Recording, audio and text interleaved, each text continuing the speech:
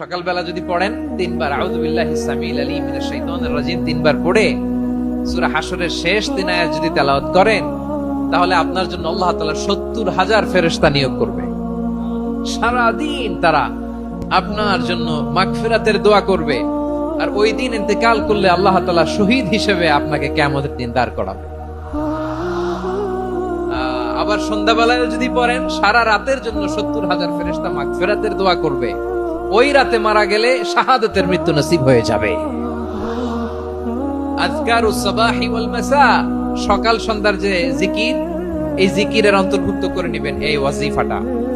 যে হাদিসটা বর্ণনা করলাম সুনানে তিরমিজির হাদিস, যদিও হাদিসটা সনদের দিক থেকে দাঈফ, কিন্তু মুহাদ্দিসিন ইকরাম বলেছেন যেহেতু এটা ফাজাইলুল আমালের হাদিস, এটা পড়ার ক্ষেত্রে কোনো নিষেধাজ্ঞা নাই, এটা পড়া যাবে। সকাল সন্ধ্যা যদি সুযোগ হয় এই ওয়াজিফাটা যেন আমরা পড়ি।